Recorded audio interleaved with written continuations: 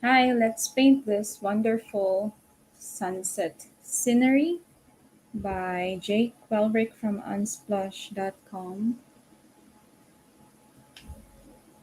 and have fun. The materials I'll be using are Canson Montval for my paper since this is meant for beginners. So I'm just using a student grade watercolor paper, Holbein paints, and this Chinese calligraphy brush. I'm using two sizes, one size 2 and a smaller one, a generic one. Doesn't matter if you don't have these brushes, just use whichever round brush that you have. For the colors, these are my choices starting from the center outwards.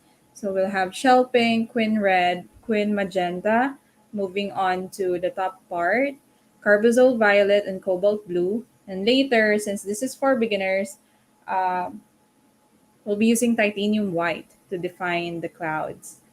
You can also use tissue paper. You have some to lift up the clouds. Already this one. And neutral tint for the silhouette. So let's start. This will be a quick live. Just committing to my personal promise that I will paint daily. If you have questions, even if this goes, this video becomes a video on demand and not live,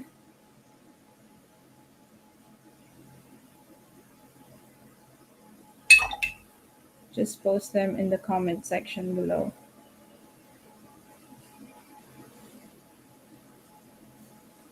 As you'll notice, I did prepare my colors in advance, and that's important for the colors to blend and bleed with each other beautifully.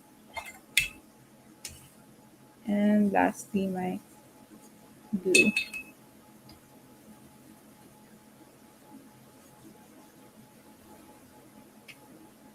It's looking funny right now, but that's okay.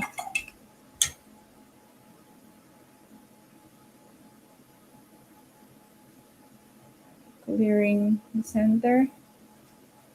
And then while that is still wet, I'll lift up some cloud shapes.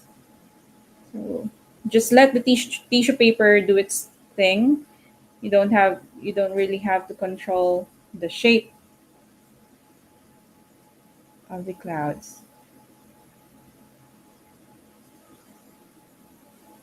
Just make sure to rotate the paper so you can get a clean lift.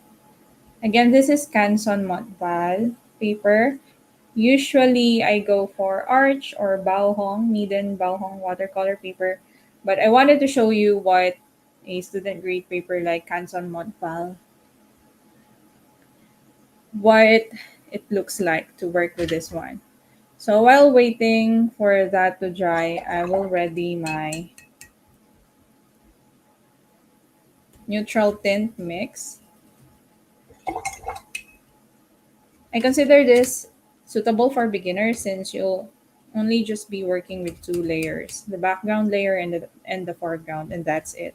The last bit where I'll add birds flying, it's purely optional, especially if you're not yet used to painting thin lines. So I'm just mixing some of the colors already here to my neutral tint for harmony. For example, this Queen Red.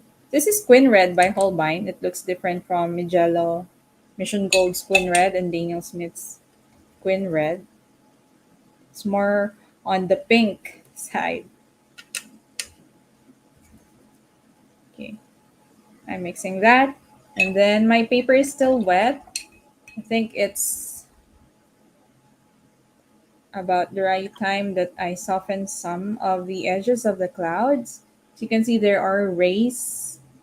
So let's try to mimic that by doing the lifting method.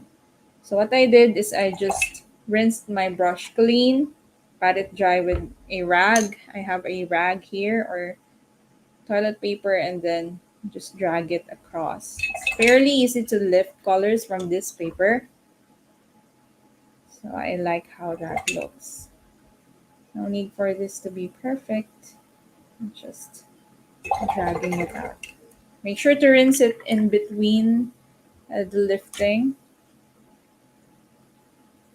Oops, that's too much. That's okay for me. And I'll see if I can still lift up some shapes here. Yeah, I can. That's nice. It's nice. So I'm lifting up the white shapes over there, and later I'll darken some of the clouds. That's pretty nice. Okay. I'll try to darken the clouds now. I'll use the violet. This time, make sure that there is more paint than water. So let's mix the violet and the queen red and make sure it's really thick. It's thicker, this paint, if you can see it. It's thicker than this puddles over here. So let's try to. I'll just add some colors.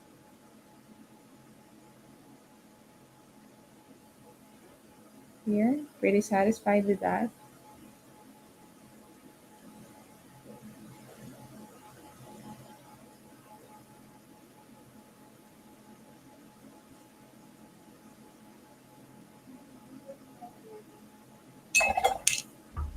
Just really trying to mimic how the clouds look, but doesn't need to be perfect. Just mimic. Just create an impression that they look like clouds. It's okay.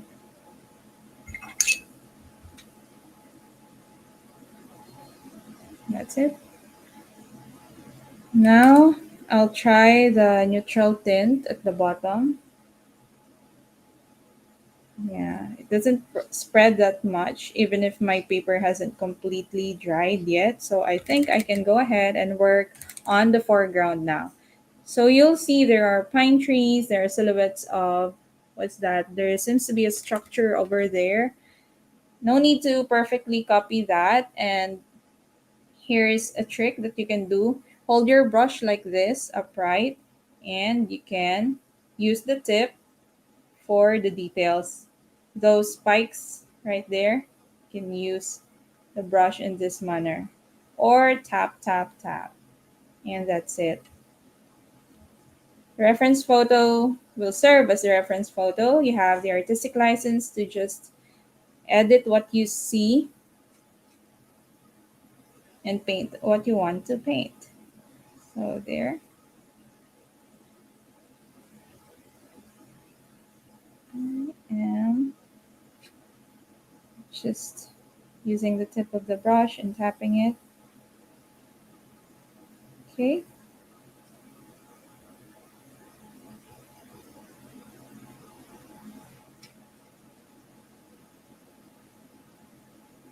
Mhm.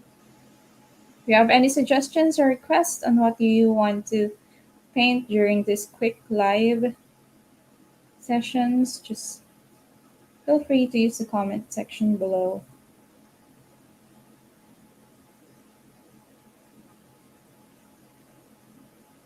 Here. This is pretty dark. Now I'll use white. This is titanium white. And just sort of retouch some of the clouds. Just some, not all.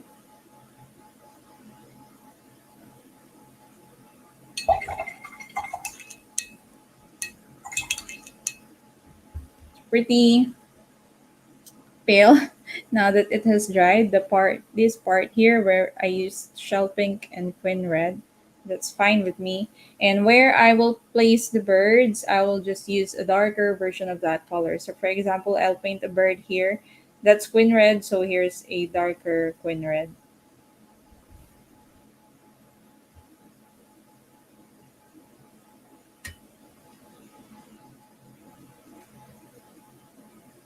Then I'll add some here that's violet. So I'll use Carbazole Violet.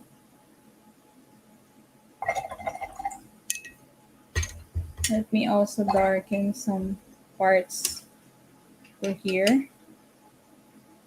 So what I'm doing is I'll paint over those area, rinse my brush, pat it dry, and soften the edges. Takes practice to master this technique, but once you do this, this one's really useful.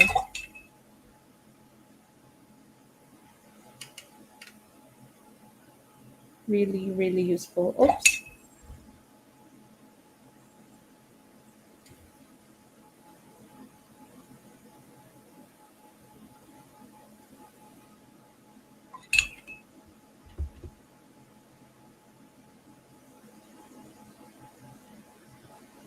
There you go.